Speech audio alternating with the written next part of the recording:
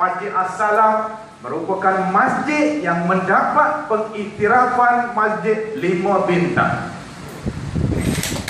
Mengikut hasrat Jabatan Agama Islam Selangor, dia nak menjadikan banyak masjid-masjid di Selangor bintang, banyak bintang. Selalunya tuan-tuan, bila kita sebut bintang-bintang dekat mana? Selalunya hotel, kan? Bila kita sebut hotel 5 bintang, apakah yang datang ke minda kita? Baik. Baik. Lagi apa yang baik? Apa yang baik? Mahal. Ya? Perkhidmatan lagi? Mahal.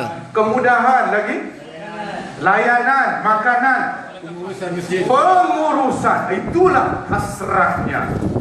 Ya, itulah hasrat kerajaan untuk seumpama hotel 5 bintang. Ya, jadi bila masjid 5 bintang, kemudahannya, pengimarahannya, programnya, impaknya, yang membezakan antara masjid dengan hotel, hotel ialah pekerjanya sepenuh masa, dia bayar gaji. Masjid sukarela, pegawai-pegawai je lah yang bergaji, ya, pengurusannya sukarela. Benda sukarela ni bukan mudah, tuan-tuan.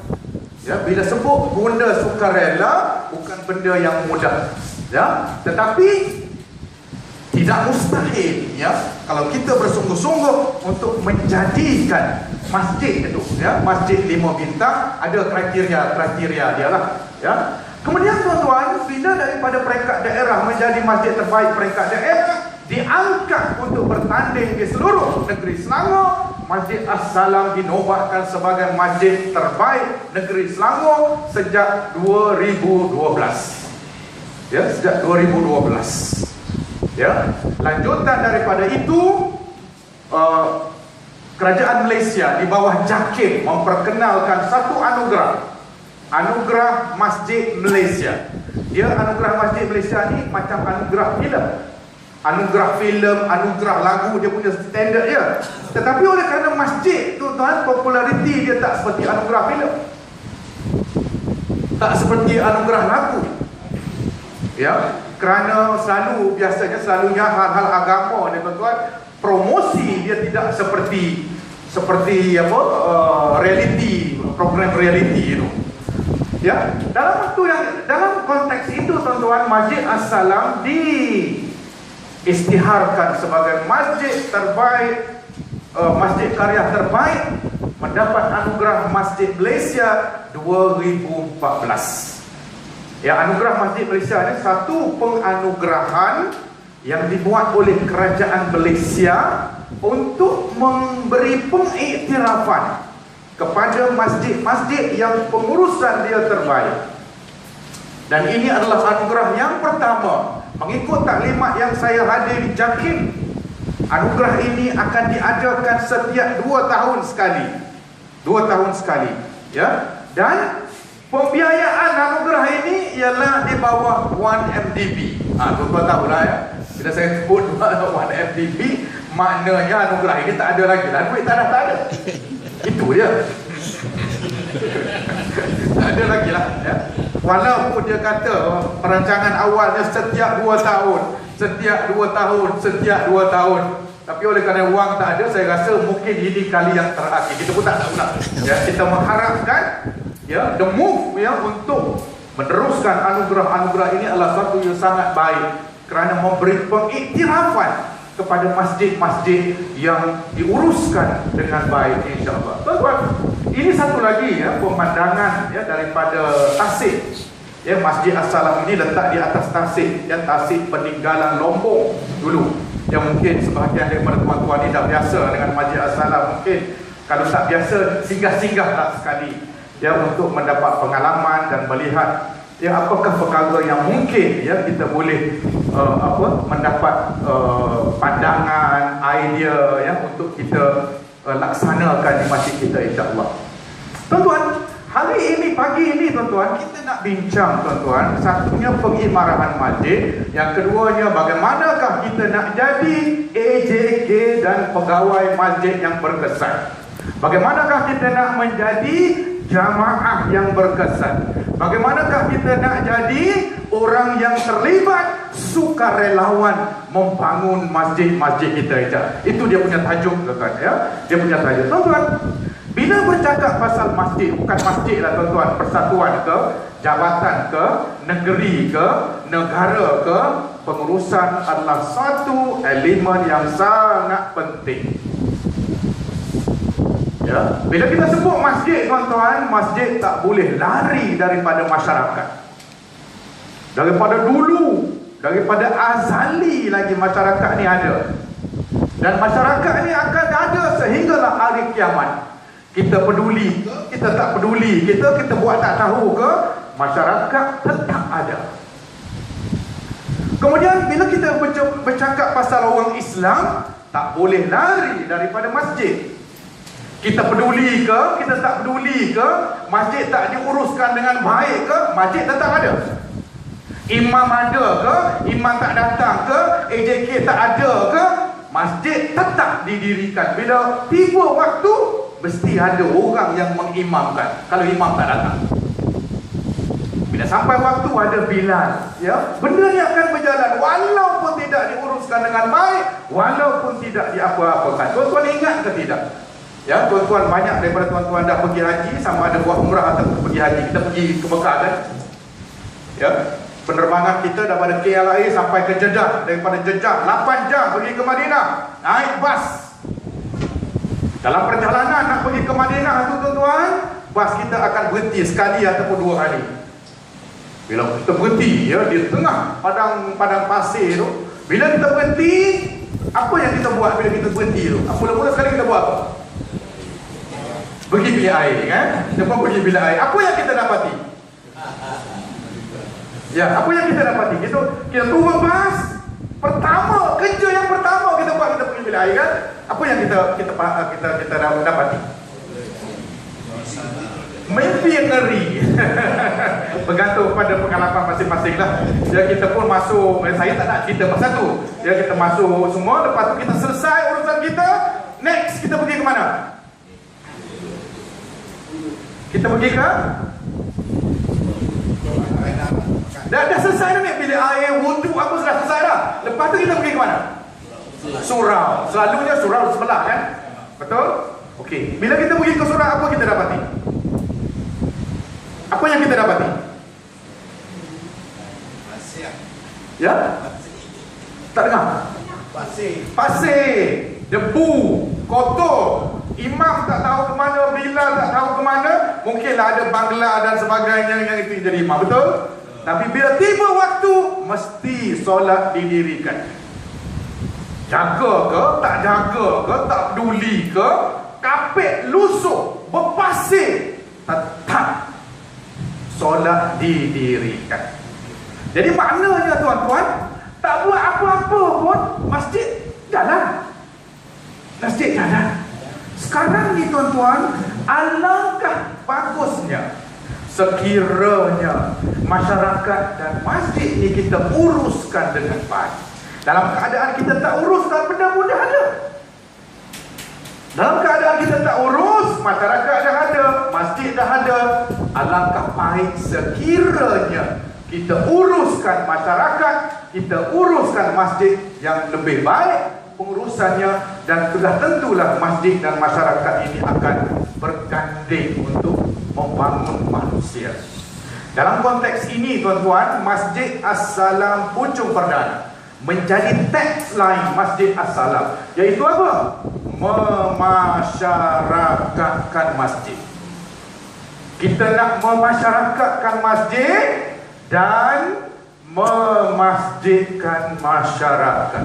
Agak-agak ya, memasyarakatkan masjid ni apa? Apa makna? Agak-agak lah.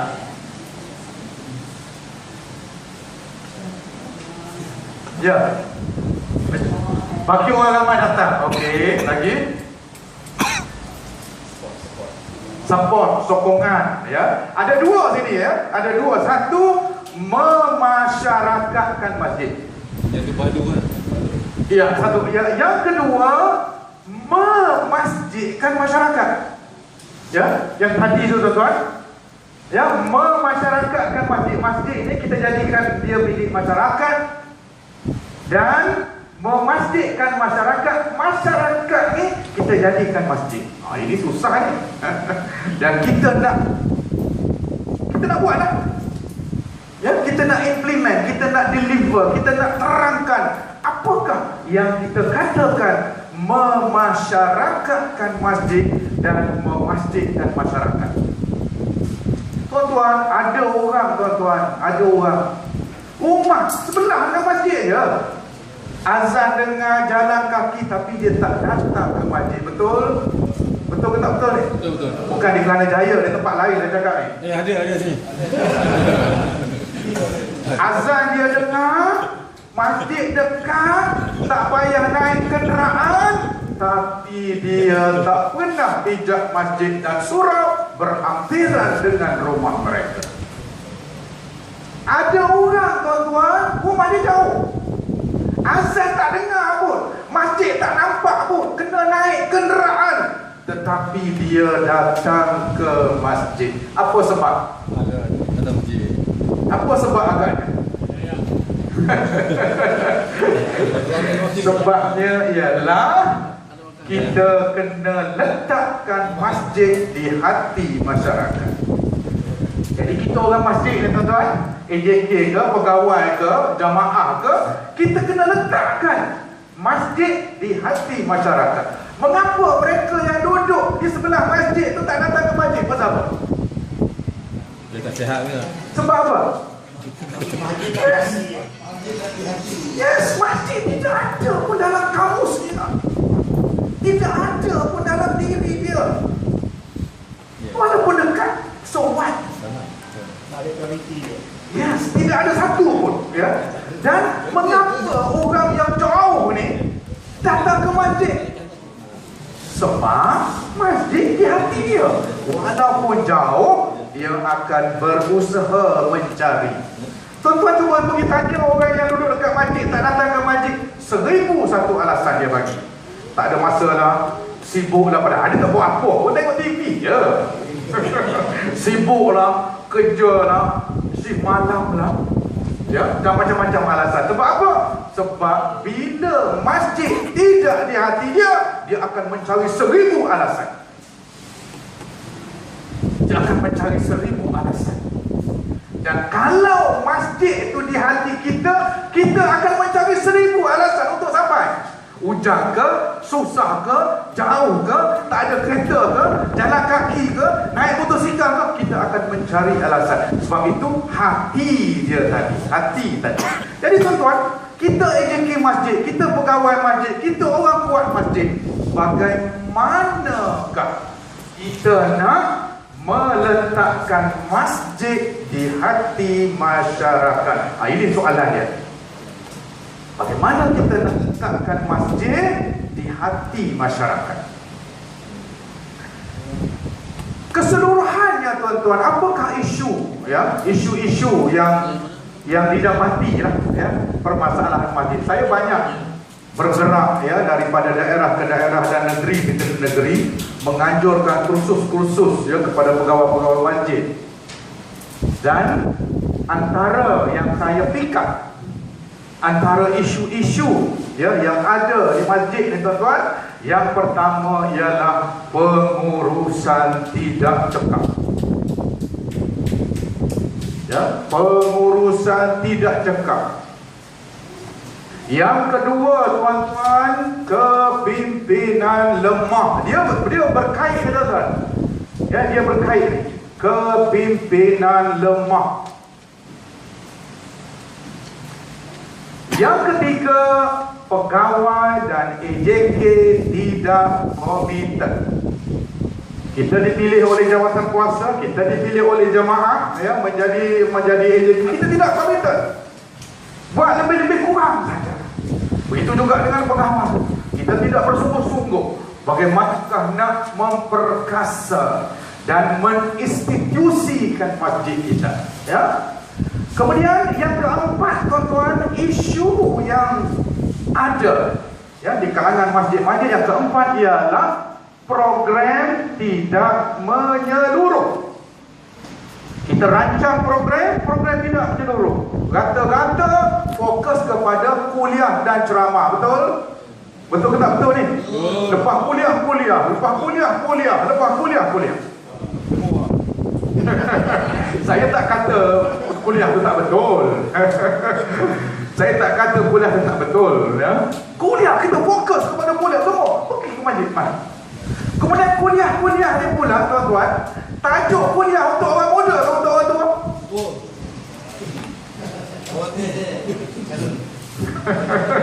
Tajuk kuliah ni, tuan-tuan, untuk orang muda atau untuk orang tua? Tak ada tak?